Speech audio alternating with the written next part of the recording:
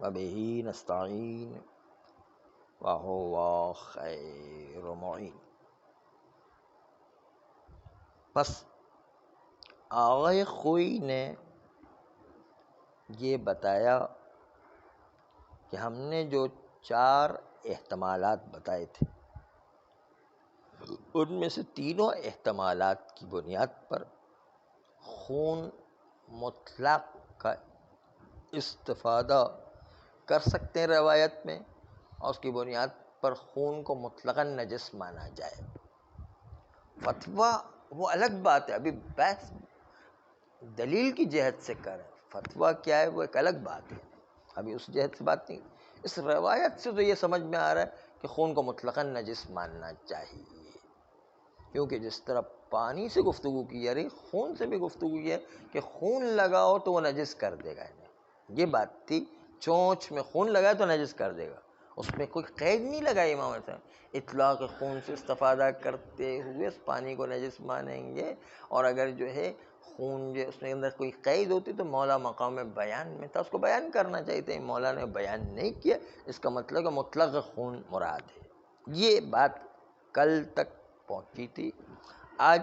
اس سے آگے کی ایک بات پیش کی جا رہی ہے، بلکہ ممکن ہے آخوئی کا بیان جاری ہے، بلکہ ممکن ہے یوں کہا جائے کہ شارع نے پرندے کی چونچ میں خون کا پایا جانا، شارع نے اس کو علامت کاشفہ قرار دیا ہے، یعنی خون کشف کرتا ہے اس بات کو کہ یہ خون نجس ہے۔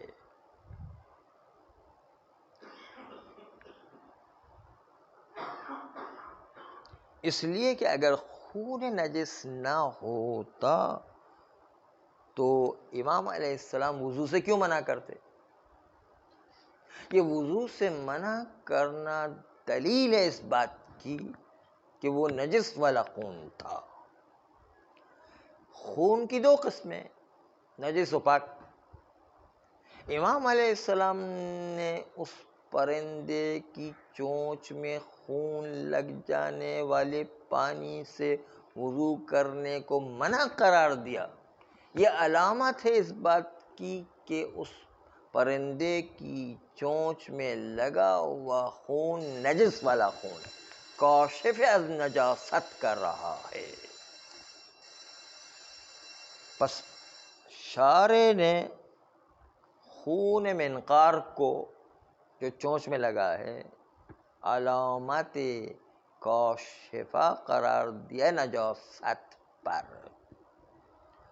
ورنہ کیوں وضو کرنے کو منع کرتے؟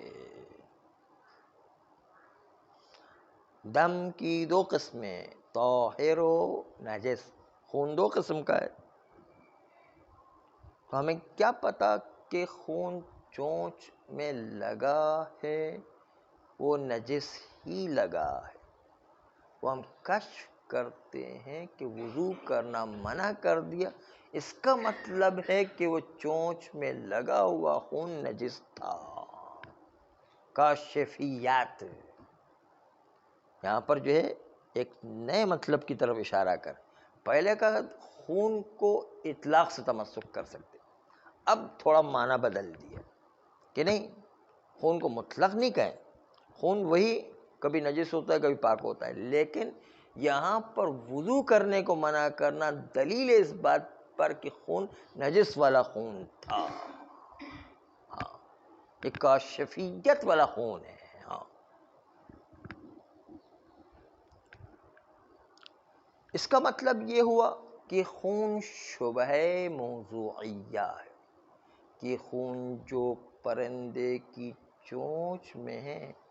پتہ نہیں ہے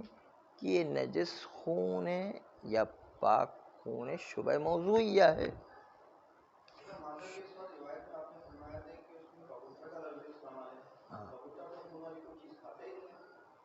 بالفرض اس نے کوئی خون کے اندر کوئی چیز، خون پینے کا کام کر لیا، اس کو پیاس لگی، اس کے اندر خون بھی لگا ہوا ہو، مثلا خون والا پانی ہے مثلا، تو خون جو ہے اس میں بھی آ جائے گا، وہ کسی بھی طریقے سے آ سکتا ہے، بہت سارے ذرائع ہو سکتے ہیں۔ فرماتے ہیں کہ ہاں کوئی چیز زخمی ہوگی تو بھی آ سکتا ہے۔ تو یہ خون جو چونچ میں لگا ہے شبہ موضوعیہ ہے کہ وہ خون جو خارج میں چونچ میں لگا ہے وہ نجس والا خون ہے یا پاک والا خون ہے۔ تو اس شبہ موضوعیہ میں اصل تو یہ تھا کہ اصالت الطہارت کا حکم لگنا چاہیے تھا، اصل یہ کہ اصالت الطہارت کا حکم لگے۔ جب بھی شک ہو کہ کوئی چیز نجس ہے پاک ہے تو ہم جو اصالت الطہارت لگاتے ہیں۔ جیسے ہوٹل میں چائے پینے کا پتہ نہیں اس کا دودھ نجس تھا یا پاک تھا، ہمیں نہیں پتہ، دودھ جو ہے غصبی تھا یا نہیں پتہ نہیں، اس کی پتی نجس تھی یا نہیں، پانی نجس تھا کہ نہیں، پانی جو ہے اس کے علاوہ جو ہے دوسری چیزیں، اس میں ہر چیز میں شک ہوتا ہے، نہیں شک کے باوجود ہم ہوٹل میں جا کے چائے پی لیتے، اصالت الطہارت جاری کرتے، اصل براءت جاری کرتے، اصل عدم جاری کرتے ہیں اور کہتے ہیں کوئی نجس نہیں ہے، اور وہ اٹھا کر کے ظاہری طہارت کی بنیاد پر ہوٹل میں چائے پی لیتے ہیں مثلا۔ اسی طرح یہ خون جو اس کی چونچ میں لگا ہوا ہے وہ پتہ نہیں نجس ہے پاک ہے، تو اصالت الطہارت کی بنیاد پر سے اصل حکم تو طہارت کا آنا چاہیے تھا، امام علیہ السلام نے کیسے نجس قرار دے دیا؟ ہاں اب اس کا جواب دے رہے ہیں، کہتے ہیں جواب یہ ہے کہ شارع نے جب وضو کرنے سے منع کر دیا تو کیا آپ اس سے کشف نہیں کرتے ہیں کہ اس چونچ میں لگے ہوئے خون میں نجاست تھی؟ تبھی تو شارع نے منع کیا۔ وضو کرنا منع ہو جائے یہ خود دلیل ہے کہ وہ خون نجس والا خون تھا، پاک والا خون نہیں تھا۔ یہ اس لیے آخوی نے کہا اس کو یوں کہیں کہ خون جو چونچ میں لگا ہے وہ امارہ کاشفیت رکھتا ہے، ہمارا اور علامت ہے کہ کشف کرتا ہے کہ خون نجس تھا، اسی لیے تو امام علیہ السلام نے اس پانی سے وضو کرنے کو منع کر دیا اور کہا کہ اس پانی سے وضو نہیں کرو۔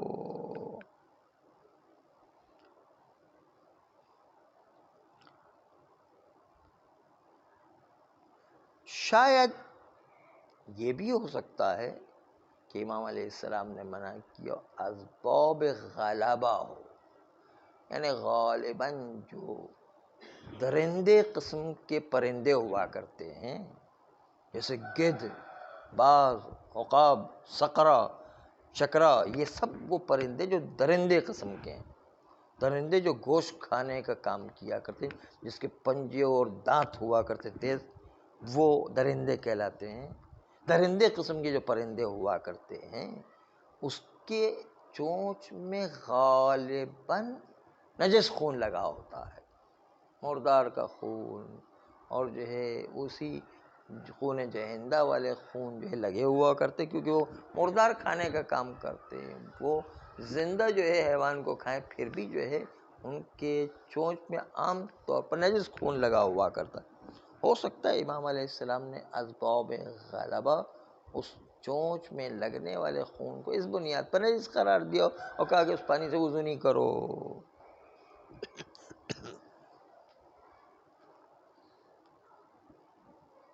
کیونکہ جو علت لکھی، کیونکہ یہ درندے قسم کے پرندے یہ کثیر الانسیات رکھتے ہیں کہ مردار کے گوشت کو کھائیں، اور مردار کے گوشت کھانے کے سے ان کی چونچ میں خون لگ جایا کرتا ہے۔ بس خلاصہ مطلب یہ کہ روایت جو موثق امار ہے تقاضا کرتی ہے کہ ہم خون کے اوپر مطلقاً نجاست کا حکم کریں، چاہے وہ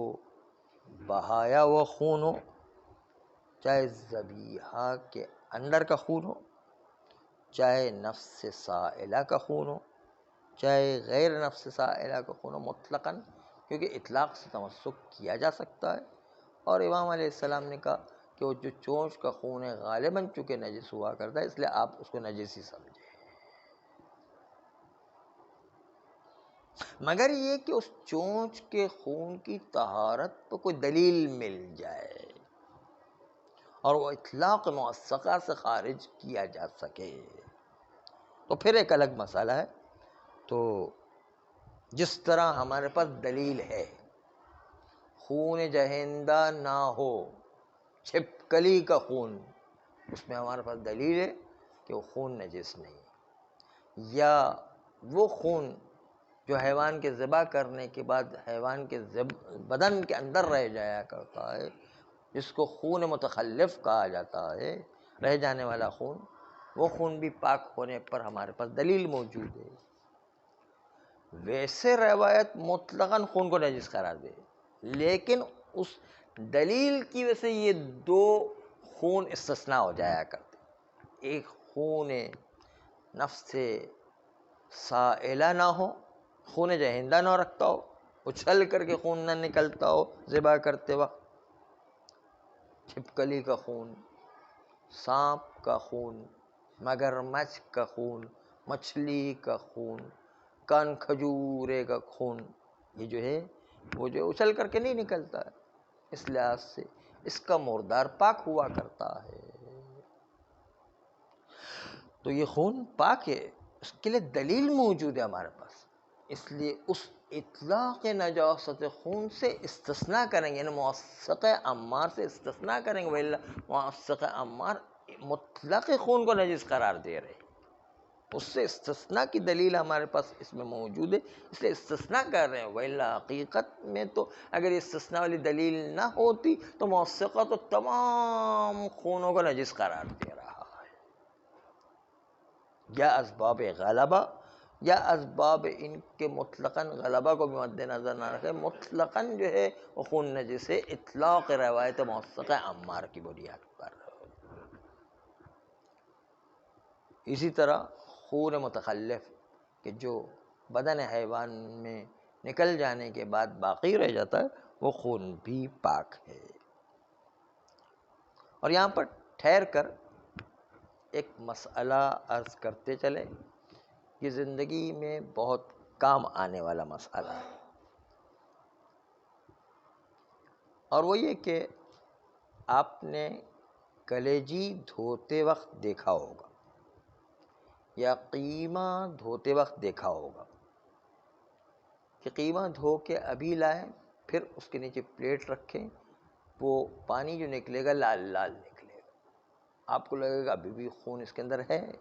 پھر دھونے جائیں گے، پھر دوبارہ دھو کر لائیں گے، پلیٹ نیچے رکھیں گے، پھر وہ لال لال پانی نکلے گا، اس کا مطلب خون ہے۔ تو اگر اس طرح کا تھوڑا بہت خون باقی رہ جاتا تو رہ جانے دیں، اسی طرح اس کو سالن میں پکائیں گے، وہ خون نجس تو نہیں ہے، پاک ہے، چنانچہ پاک خون ہے، اور اس کی بنیاد پر اگر اس کو کھانے میں پکائیں گے تو اس کو کہتے ہیں استہلاک ہو جانا۔ خون قیمہ بناتے وقت سالن کے اندر یہ خون، ویسے تو خون کھانا پینا حرام ہے، لیکن یہ خون چونکہ کھانے میں استہلاک ہو جاتا ہے، استہلاک یعنی وہ خون اپنی حقیقت و ذات ہی کو چھوڑ دیا کرتا ہے، استہلاک اس کا جو لفظی معنی ہے کہ ہلاک ہو جانا، یعنی خون ختم ہو جاتا ہے، خون اپنی ذات ہی کو چھوڑ دیتا ہے، خون خون نہیں رہتا ہے۔ جیسے استہلاک کی مثال عام طور پہ یہ پیش کی کہ اگر ایک گلاس دودھ نجس ہو گیا ہے، اس کو مضاف چیز ہے اس لیے پاک کرنا اتنا آسان کام نہیں ہے، اس لیے پاک کرنے کا طریقہ کا حوض میں لے جا کر کے اس کو دودھ کو ڈال دیں، حوض کے اندر جاتے ہی جب دودھ اپنی حقیقت کو چھوڑ دے گا تو یہ دودھ پاک ہو گیا، استہلاک ہو گیا دودھ۔ نہیں، استحالہ نہیں بولتے، استحالہ میں تبدیلی ہوتی ہے، یہ تبدیلی بالکل ہلاک ہو گیا، ختم، پانی میں جا کے ختم ہو گیا، ہلاک ہو گیا۔ لیکن جی ایک حالت سے دوسری حالت میں بدل گیا نا، حالت بدل جاتی ہے اس کی، استہلاک میں ہلاکت ہے بالکل، وہ اپنی ذات ہی چھوڑ دیا کرتا ہے، اس کی ماہیت ہی ختم ہو جاتی ہے، دودھ کی ماہیت حوض میں جانے کے بعد ختم ہو گئی، ماہیت تو ختم نہیں ہوئی ہے، تو ماہیت تو کتے کی ہے، صرف یہ کہ وہ حالت بدل گئی ہے، یعنی شکل اس کی وہی ہے۔ تو یہ جو کہتے ہیں استہلاک ہو گیا، استہلاک کا مطلب یہ ہے کہ ذات ہی ختم ہو جائے، اس کی ماہیت ہی ختم ہو جائے، اس کی اپنی حقیقت ہی ختم ہو کر کے رہ جائے، تو یہ استہلاک ہے۔ دودھ بالکل ختم ہو گیا حوض میں جانے کے بعد، اگرچہ کہ وہ ہمارے بھی کسی کام کا بھی نہیں ہے، لیکن اگر کوئی آئندہ زمانے میں کوئی ایسی مشینری دریافت ہو جائے کہ وہ ذرات جو خون کے پانی میں گئے دوبارہ کھینچ کے لے کر آ جائے، اور اس کے بعد دودھ دوبارہ 1 کلو واپس ہمیں مل جائے، 1 پاؤ مل جائے دوبارہ، تو ایک مشین ایسی ایجاد ہو سکتی ہے کسی زمانے میں کہ جو دودھ گیا ہے حوض میں یا سمندر میں دوبارہ کھینچ کر لے کر آ جائے، تو وہ جو اب دودھ آئے گا وہ پاک دودھ ہوگا، کیونکہ وہ اندر استہلاک کر کے واپس آیا ہے نا۔ استہلاک کرنے کے بعد جب واپس آئے گا تو خون جو ہے وہ صحیح دودھ جو ہے پاک ہوگا۔ ایک دفعہ مولا امین صلوات اللہ علیہ نے ایک آدمی کا ہاتھ کاٹا گیا، وہ اسود نام تھا، آپ کو پتا ہوگا۔ اس نے پھر مولا کے فضائل شروع کر دی، پھر اس کے بعد جو ہے مولا امیر المومنین علیہ السلام نے اس کے ہاتھ کو جو کاٹا تھا چوری کے نتیجے میں، پھر دوبارہ جو ہے اس کو جوڑ دیا انہیں۔ تو اس کے نتیجے میں اس نے شکایت کی، جس کی چوری کی تھی اس نے جو شکایت کی تھی کہ یہ تو مولا اس کا ہاتھ پھر واپس سالم ہے، تو اس ہاتھ کاٹنے کا کیا فائدہ ہوا انہیں؟ کہا بس اس کو اصل میں شریعت نے کہا کہ ایک دفعہ سزا ملنا چاہیے، سزا مل گئی، دوبارہ تھوڑی کا ہاتھ کاٹا جائے گا، بس ایک دفعہ صحیح ہو گیا، بس ٹھیک ہے۔ تو ایک دفعہ چیز پاک ہو چکی، دودھ جو ہے پانی میں جانے کے نتیجے دوبارہ نکالنے کے بعد دوبارہ پاک کرنے کی ضرورت نہیں، پاک ہو کے دوبارہ آیا ہے۔ اس طرح ہاتھ کٹ کے دوبارہ اس کا ہاتھ ٹھیک ہو گیا تو صحیح ہے، پھر دوبارہ سزا دینے کی ضرورت نہیں ہوا کرتی، ڈبل سزا تھوڑی دینا ہے، ایک دفعہ سزا دینا ہے نا۔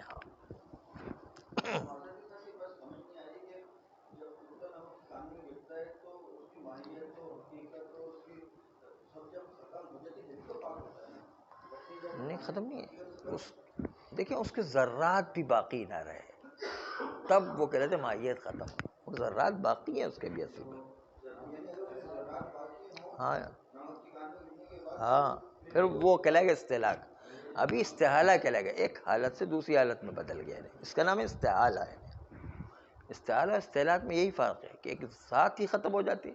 ایک جو ہے حالت تبدیل ہوتی، جیسے جو ہے انگور کی شراب تبدیل بس سرکہ ہو جائے تو حالت تبدیل ہوئی، وہ چیز تو وہی کی وہی باقی رہی، ذرات تو وہی کی وہی باقی رہے، وہ مجموعی شکل بھی باقی رہی ہے، یہ استحالہ ہے۔ نہیں استحالہ، انقلاب، استحلاق قریب قریب کے معنی ہے نا۔ خیر ہاں ہاں، تو یہ عرض کر رہے ہیں کہ نتیجہ یہ نکلا کہ روایت عمار سے تو مطلقاً خون نجس ہے، لیکن ہمارے پاس استثناء کی دلیل موجود ہے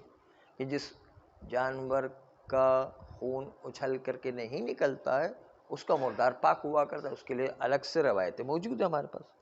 اس لیے طہارت کی دلیل قطعی ثابت کر دے کہ جو ہے یہ خون پاک ہے تو اس کو استثناء کریں گے عمار کے مطلق دم سے۔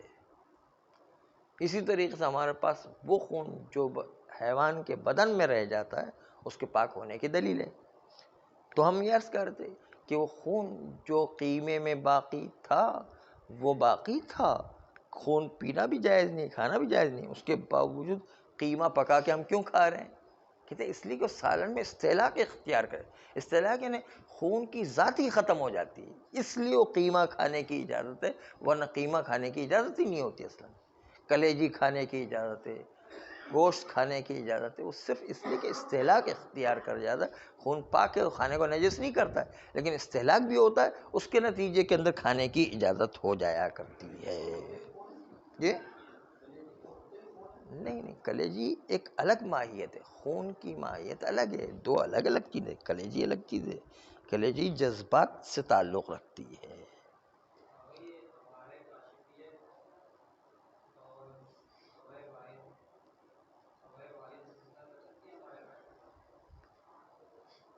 خبر واحد ہے. خبر واحد اگر صحیح ہے تو ہمارے کاشفیت استثناء کر سکتی ہے، کیونکہ اس کاشفیت میں خون کا نجس ہونا ہے، لیکن اعتبار نجاست کیا گیا. لیکن اگر جو ہے ہمارے پاس اس عموم سے تخصیص دینے والی کوئی روایت مل جائے تو کر سکتی ہے، کوئی ایسی دلیل آ جائے تو کر سکتی ہے کہ وہاں پر جو ہے خبر واحد صحیح آ کر کے استثناء کرنے کا کام انجام دے گی.